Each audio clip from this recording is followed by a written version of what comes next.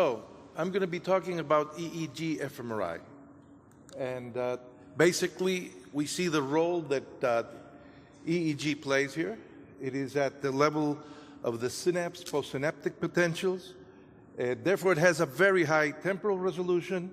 However, we know that it has a relatively low spatial resolution until now.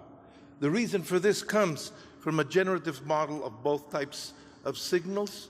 We know that neural activity produces two effects. One is a feed-forward vasoactive factor that produces the hemodynamic response.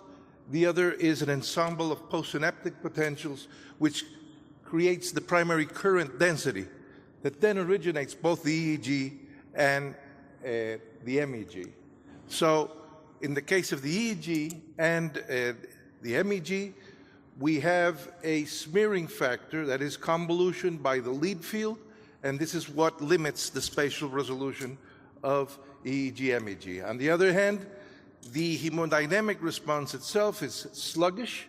It's a sort of temporal resolution, which I represent here as a convolution by the hemodynamic response function, and therefore the hope is to combine in some way the deconvolution in space of the EEG and the deconvolution in time of the fMRI. However, to achieve this, we have to have a series of conditions. One is that if we record simultaneously EEG and fMRI, we must then be able to cancel out the effects that each type of signal recording produces on the other type of modality. Here we see one such sequence. This is very common now, and I will be concentrating not on task, but rather on a more simple variant, which is resting state EEG with eyes closed, that is manifested mostly in the alpha rhythm. In fact, if we do a spectral analysis, we see a spectrum here. Most analysis has been done categorizing this in broad bands. Already in the 90s, while Roberto Pascual was doing his PhD with me, we teased out several components. We call this the C-alpha model. It's now known as the broadband or aperiodic signal, plus rhythmic activity in the alpha band. I'm going to concentrate on this because just analyzing this is going to be of some interest. We now do not have to rely only on statistical simulations. We're starting to get data that will allow us to test all of this. And thanks to open science, we are now in the possibility of doing quite interesting studies to validate the EEG. The Montreal Neurological Institute has made available an atlas where there's from 106 subjects, more than 1,770 intracranial recordings where the EEG is normal and resting state. You can see that here we see the typical pattern from one of the electrodes, which we have already analyzed, which has the C processor background activity and the alpha peak. In fact, data mining this, here you see an automatic detection of over 9,000 spectral peaks, and they follow a power law which is reflecting this background activity, and here you see the individual peaks. This we will use as validation further on. Now, if we look at this spectrum and lie them, let's say, on the side, and then we see the evolution in time, here we see how the spectrum varies during an EEG fMRI concurrent experiment. This is simply Z transformed for each of the voxels, the corresponding fMRI. So this is for several seconds. Now, we already know that the fluctuations of power, say of the alpha peak, is highly correlated in certain voxels, in some places negatively and other positively. This has been analyzed, the conditions which this holds and doesn't hold. So the problem is, how can we look at this more systematically? And one of the points I want to make is that what I showed you now is a correlation or data fusion between EEG at the sensor level and fMRI at the sensor level. The important thing is not to do this, but rather to move to the estimates of the postsynaptic potentials and to the estimate of the actual signals. I'll concentrate, because there's not enough time, on how, by improving the inverse method, we can prove the correlation with the EEG with fMRI. So basically what we have to do is, from very sparse sensors, try to estimate the current densities that generate, through this generative equation, the observations of voltage or MEG in any case. This is usually measured by, if we place a dipole in some place in the brain and then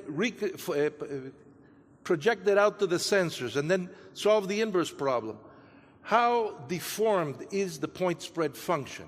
And we look at misfit in localization, we look at misfit in reconstruction of stent, but very importantly, we look at the full width of half max, which is known as the spread function. And this is important because it tells us how smeared the solution is, and in terms of connectivity, there's a lot of concern now that it produces leakage. That is to say, if you use inverse solutions to produce connectivity estimates, you will get a lot of leakage. An overall measure of how much we change here from here is the earth mover's distance. If these were two piles of sand, it just quantifies how much work we have to do for example, from here to here. Now, these are not the only measures, and this is a point I want to stress, that we have to look at. Why? Because basically, when we're looking at the EEG at either spectra or cross spectra, and that's the formula down here, what we have is neural generators which have different types of correlations, and both the activity of the generators and their correlations are reflected out here. That is to say, the correlation structure of the generators is going to affect what voltages or measurements we're going to measure. Why do I want to stress this? One, it's absurd to look at so-called EEG connectivity in sensor or MEG sensor space, because what you have here is a total scrambling by the lead field. Second, you cannot estimate the sources without taking and estimating simultaneously the correlations at the source level. So, basically, how can we check these things? I'm pointing out that we now have more and more tools to do this, and there's more and more data due to open science. In particular, in neurotycho, there are now samples of data where in a monkey there has been an operation, there's been ECOG implanted, everything has been reconstituted, and then the EEG electrodes have been placed. So, a poster you can see here, we've been able to calculate very, very realistically with finite element method the lead field for this. Here you see the position of the electrodes and the ECOG. And just to give you an idea of the problems involved, here are some results. This is the connectivity in the sensors. This is the connectivity among the ECOG. And there's volume conduction here and here. When you do the reconstruction using an inverse method, nothing to do with what you're seeing either at ECOG level or at the EEG level. Therefore, what I've stressed, which is the necessity of solving the inverse problem, not working in sensor space, working in the space of the sources, but estimating simultaneously the strength and connectivity is mandatory. We have developed that, and we have a new method for inverse solutions, which is called BC Barretta. That means brain connectivity variable resolution electrical tomography. Here we see some examples of simulations where we have two dipoles that are correlated, and then we can see how the usual methods produce leakage not only for the localization and spread of the sources, but also of the connectivities which you see down here. These are the measures, and essentially it shows that leakage can be beaten with the appropriate method. And the appropriate method is to require sparsity at the connectivity level, which means that we can achieve super resolution, and that I invite you to go see this poster for this. Well, with this in place, having improved the inverse solution, we can then look at the consequences of this. First, I have to say that people talk a lot about there's not much consistency in inverse solutions. For the alpha rhythm, at least, there is. This is one of the first estimates of the localization of the alpha rhythm. We did this in 1992. This is following, going back here, this is using a field or neural mass equation actually developed by Paul Nunes, and it actually says that alpha rhythm spreads, but it only spreads in the back.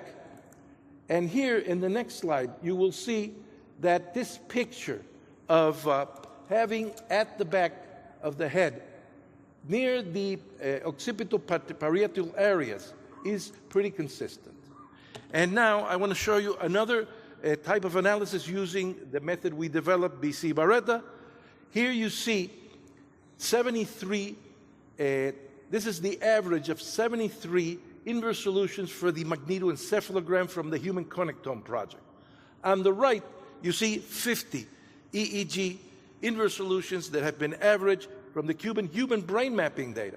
And they're pretty similar. I have to say that I think that the differences between MEG and EEG have been hyped in excess.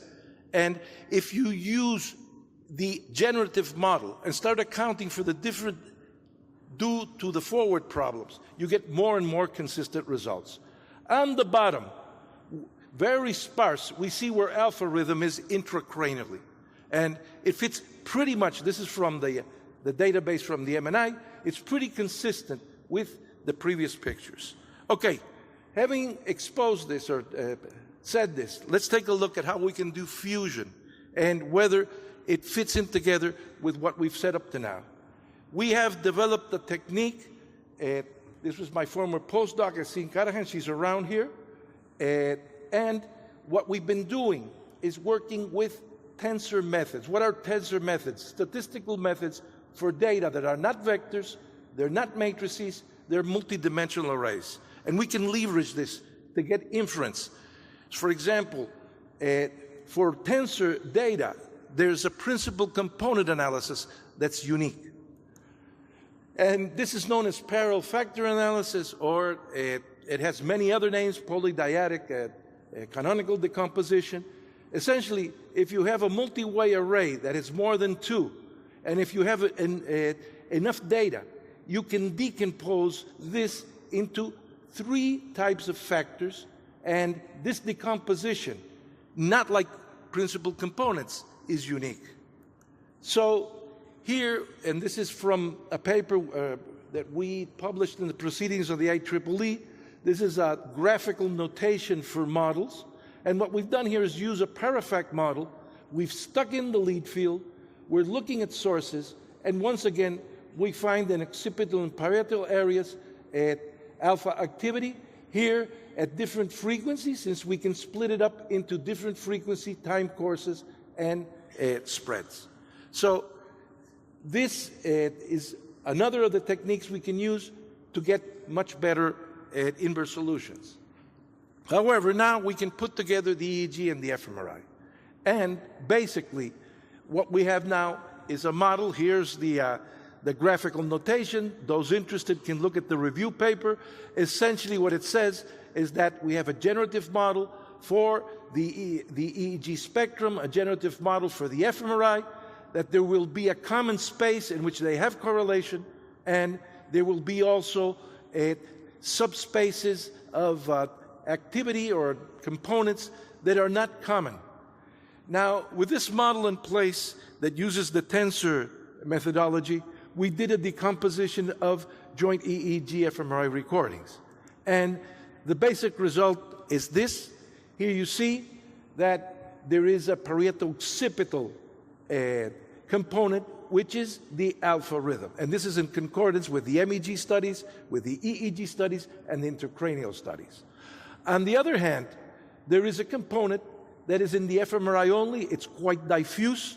We have not been able to identify it with any of the resting state rhythms. That is work that's in progress. We may need to add more information or decompose this further. And then we have here the background activity. So this would correspond very well with the psi and the psi in the bottom. And the alpha model that was proposed in 1992 only on the basis of the EEG. So I think that I've tried to explain that EEG fMRI fusion is a promising area, that there's new developments that are eliminating some of the, let's say, misconceptions around the use of EEG, both for source and connectivity, and that these results are pretty convergent, at least for the type of activity we're looking at. This work was carried out at the Cuban Neuroscience Center, you see here. This is the University of Electronic Science and Technology. The rest is at the MNI. And these are the collaborators that have worked with us. Thank you very much.